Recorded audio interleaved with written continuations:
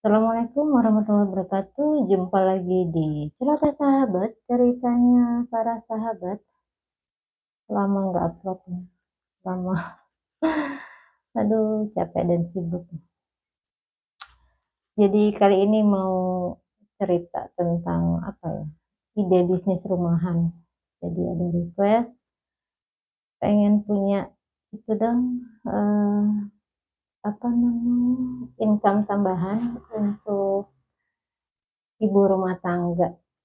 Jadi ada yang minta dikasih ide. Sebenarnya kalau untuk ide rumah bisnis rumahan itu dengan modal yang minim-minim gitu, sebenarnya banyak ya gitu. Cuman tergantung kita mau melakukannya apa enggak.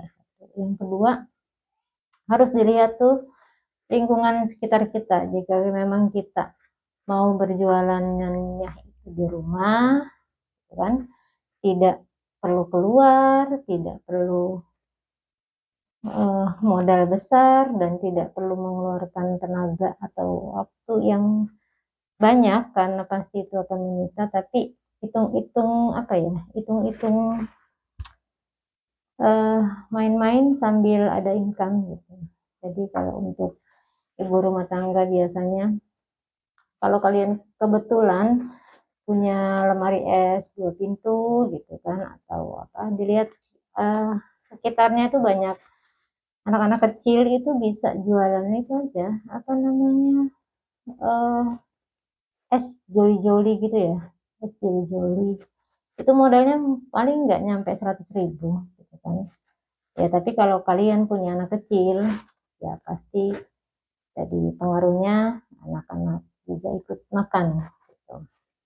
Jadi dulu pernah salah satu sobatnya celoteh dikasih apa ya, arahan untuk seperti itu. Jadi akhirnya dia di awal dia nggak punya lemari es gitu 2 pintu, jadi akhirnya dia beli tapi dia nyicil, dan cicilannya itu dibayar dari jualan es kayak joli-joli gitu ya. Maksudnya mungkin aku sebut merek aja kali ya, kayak es yang anu loh, es lilin tapi yang merek kalau nggak salah Kiko. Terus susu bantal tuh dulu masih ada yang namanya Real Good atau biskuit apa itu ya kan, macam-macam itu. Nah, itu memang tidak seberapa, tapi kalau di manage dengan baik keuangannya, itu akhirnya si sobatnya celoteh itu bisa mencicil lemari es 2 pintu dari hasil jualan itu aja.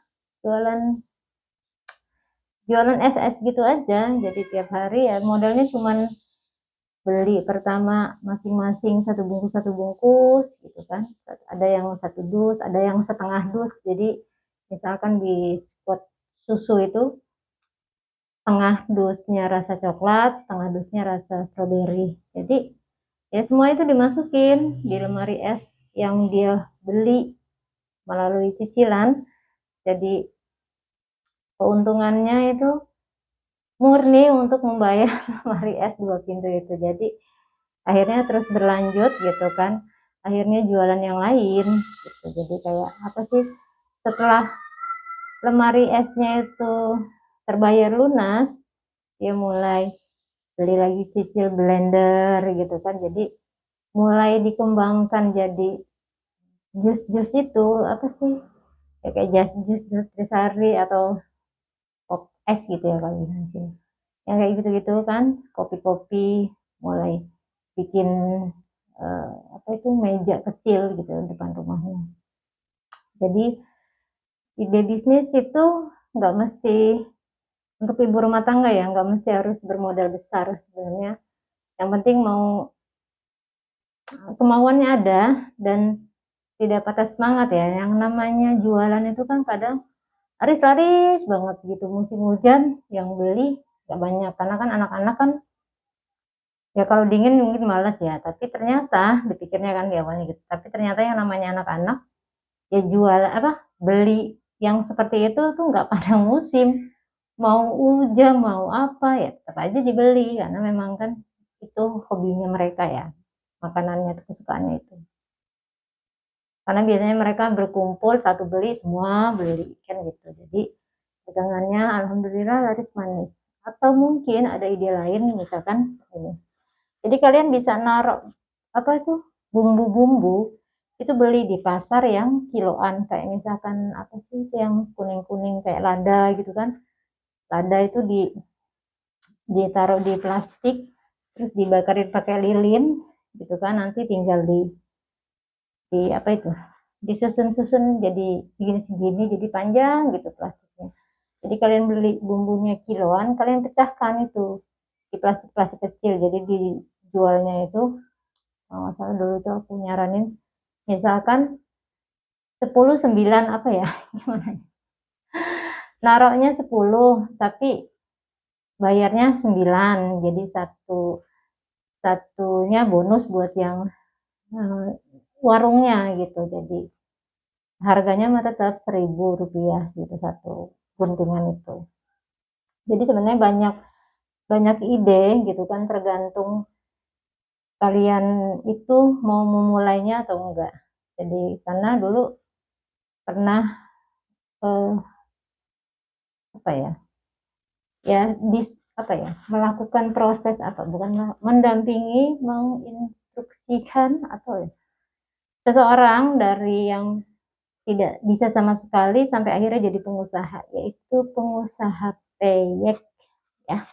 Jadi peyek itu peyeknya bukan peyek yang lebar-lebar warna apa ya, warna yang biasa kita beli itu yang warna agak-agak krem gitu ya. Ini peyeknya peyek yang agak kacang tanahnya hitam gitu kan, anunya kulitnya nggak dibuka. Jadi peyeknya tuh segini-segini gitu kan, segini-segini. Jadi ditaruh di warung-warung, dimasukin dalam telopes. Nah, telopesnya itu ditaruh di warung-warung gitu kan.